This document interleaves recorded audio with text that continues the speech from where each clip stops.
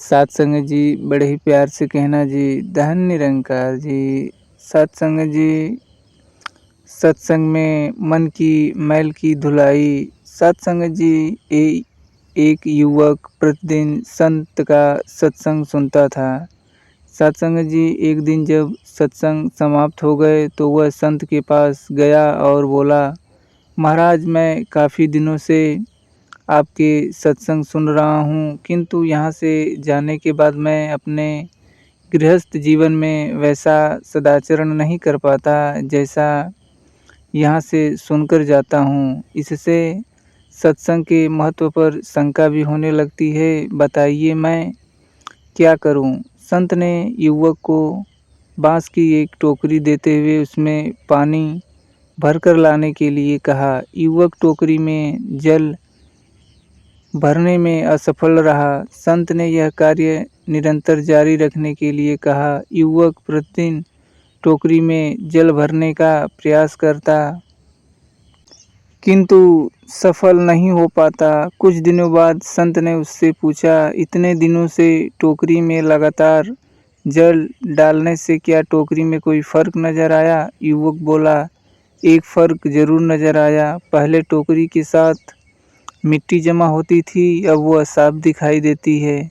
कोई गंदगी नहीं दिखाई देती और इसके छेद पहले जितने बड़े नहीं रह गए, वे बहुत छोटे हो गए हैं। तब संत ने उसे समझाया, यदि इसी तरह उसे पानी में निरंतर डालते रहोगे तो कुछ ही दिनों में ये छेद फूलकर बंद हो जाएंगे और टोकरी में पानी भर पाओगे। संत मत विचार इसी प्रकार जो लगातार सत्संग जाते हैं उनका मन एक दिन अवश्य निर्मल हो जाता है और गुणों के छिद्र भरने लगते हैं और गुणों का जल भरने लगता है। युवक ने संत ने अपनी समस्या का समाधान पा लिया। निरंतर सत्संग से दुर्जन भी सज्जन हो जाते हैं, क्योंकि महापुरुषों की पवित्र वाणी उनके मानसिक विचारों को दूर कर उनमें सद्विचारों का आलोक प्रसारित कर देती है। गुरु से मोहब्बत और इंसान से मोहब्बत में क्या फ़र्क है? इंसान से मोहब्बत होने पर वो हमारी कमज़ोरी बन जाती है, गुरु से मोहब्बत होने पर वो हमारी ताकत बन जाती है। तो साध संगत जी, बड़े ही प्यार से कहना जी, धन निरंकार जी। तो साध संगत जी, इस छोटी सी कहानी के रूप में दास ने इस विचार को समझाया है कि सत्संग में मन की मैल की धुलाई कैसे होती है। तो साध संगत जी, सत्संग जाना हमें बेकार नहीं होता। साध संगत जी, अगर हम डेली सत्संग में जाते हैं या हफ्ते में, वीक में, जैसे भी हम सत्संग करने जाते हैं साध संगत जी, तो उस सत्संग का फल हमें ज़रूर मिलता है। बस हमें ये धैर्य रखना चाहिए, हमारे अंदर ये क्षमता होनी चाहिए, हमारे अंदर विश्वास होना चाहिए कि हम जो कर रहे हैं वो सही है।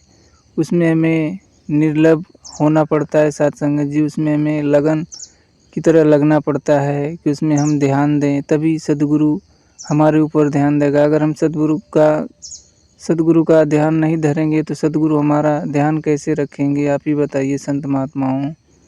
तो साध संगत जी, अपने मन में ऐसी भावनाएं न लाएं, अपने मन में हमेशा अच्छे विचार की प्रेरणा उत्तेजित करें, हमेशा अपने मन में अच्छे विचार ही लाएं। तो साध संगत जी, दास यही एक छोटा सा विचार लेकर आया था। साध संगत जी, अगर ये विचार आपको अच्छा लगा हो तो साध संगत जी, दास के इस चैनल को सब्सक्राइब करें और भी संत महात्मा के पास इसे शेयर ज़रूर करें, ताकि और भी संत महात्मा हमारे साथ जुड़ सके। साध संगत जी, तो साध संगत जी, बड़े ही प्यार से कहना जी, धन निरंकार जी, एक तू ही निरंकार।